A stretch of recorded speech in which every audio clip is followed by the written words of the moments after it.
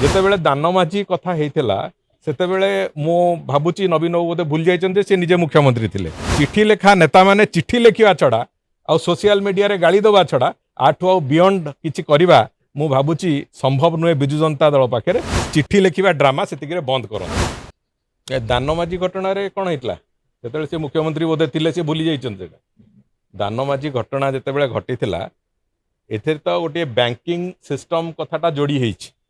ବ୍ୟାଙ୍କର ଯାହା ନୀତି ନିୟମ ଅନୁଯାୟୀ ସେମାନେ କରିଛନ୍ତି କିନ୍ତୁ ସେଇଟା ସେମାନେ ସହୃଦୟତାର ସହିତ କରିବାର ଥିଲା, ଯେଉଁଟାକୁ ସେ କରିନାହାନ୍ତି ବୋଲି ସେଥିପାଇଁ ମାନ୍ୟବର ମୁଖ୍ୟମନ୍ତ୍ରୀ ତୁରନ୍ତ ଆର୍ଡିସି ସ୍ତରୀୟ ଗୋଟିଏ ତଦନ୍ତ ସେଥିରେ କରେଇଲେ ଏବଂ ଆର୍ଡିସି ସ୍ତରୀୟ ଯେଉଁ ରିପୋର୍ଟ ତାର ଆର୍ଡିସିଙ୍କର ରିପୋର୍ଟ ଆସିବା ପରେ ଯଥାରୀତି କାର୍ଯ୍ୟକ୍ରମ ଯାହା କରାଯିବା କଥା ସେ କଥା ଉପରେ ବି ମୁଖ୍ୟମନ୍ତ୍ରୀ ତାକୁ ଚିନ୍ତା କରିବେ କ'ଣ କରାଯିବା କଥା। ଯେତେବେଳେ ଦାନମାଝି କଥା ହେଇଥିଲା ସେତେବେଳେ ମୁଁ ଭାବୁଛି ନବୀନ ବାବୁ ବୋଧେ ଭୁଲି ଯାଇଛନ୍ତି ସେ ନିଜେ ମୁଖ୍ୟମନ୍ତ୍ରୀ ଥିଲେ। ଦାନମାଝିର ଯେଉଁ ହେଇଥିଲା ଘଟଣା ସେ ଘଟଣାରେ ସମ୍ପୂର୍ଣ୍ଣ ରୂପେ ରାଜ୍ୟ ସରକାରଙ୍କର ହିଁ ଭୂମିକା ଥିଲା। ସେତେବେଳେ କାହାକୁ କିଏ ଚିଠି ଲେଖିବା ଆବଶ୍ୟକତା ଥିଲା?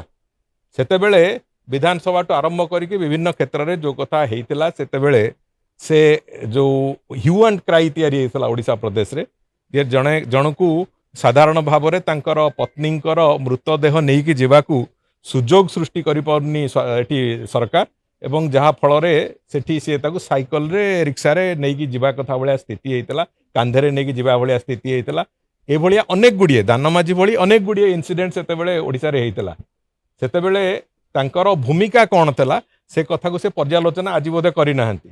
ତେଣୁକରି ଏ ଗୋଟିଏ ଇନସିଡେଣ୍ଟ ଆଖି ଆଗକୁ ଆସିବା ପରେ ମାନ୍ୟବର ମୁଖ୍ୟମନ୍ତ୍ରୀ ସେଥିରେ ତୁରନ୍ତ ପଦକ୍ଷେପ ନେଇଛନ୍ତି ଏବଂ ସରକାର ସମ୍ପୂର୍ଣ୍ଣ ରୂପେ ସହାନୁଭୂତିର ସହିତ ପ୍ରୋଆକ୍ଟିଭନେସ୍ ଦେଖେଇକି ଏ କଥା ବାବଦରେ ଯାହା ପଦକ୍ଷେପ ନେବା କଥା ତାର ପ୍ରକ୍ରିୟା ଆରମ୍ଭ କରିଛନ୍ତି। ତେଣୁକରି ଚିଠି ଲେଖା ନେତାମାନେ ଚିଠି ଲେଖିବା ଛଡ଼ା ଆଉ ସୋସିଆଲ ମିଡ଼ିଆରେ ଗାଳି ଦେବା ଛଡ଼ା ଆଠୁ ଆଉ ବିୟଣ୍ଡ କିଛି କରିବା ମୁଁ ଭାବୁଛି ସମ୍ଭବ ନୁହେଁ ବିଜୁ ଜନତା ଦଳ ପାଖରେ। ତେଣୁକରି ସେ ଚିଠି ଲେଖି ଚାଲନ୍ତୁ କିନ୍ତୁ ଏଠି ଯାହା ଆକ୍ସନ୍ ଦେଖେଇବା କଥା, ଯାହା ପ୍ରୋଆକ୍ଟିଭନେସ୍ ଦେଖେଇବା କଥା, ସେଥିରେ ସିମ୍ପାଥେଟିକ୍ ହେବାର ଯେଉଁ ପ୍ରକ୍ରିୟା ସରକାରଙ୍କର ସେ ସମସ୍ତ କଥାକୁ ମାନ୍ୟବର ମୁଖ୍ୟମନ୍ତ୍ରୀ ମୋହନ ଚରଣ ମାଝୀ ତାକୁ ପ୍ରଦର୍ଶିତ କରିସାରିଛନ୍ତି। ତେଣୁକରି ମୁଁ ଭାବୁଛି ଚିଠି ଲେଖିବା ଡ୍ରାମା ସେତିକିରେ ବନ୍ଦ କରନ୍ତୁ।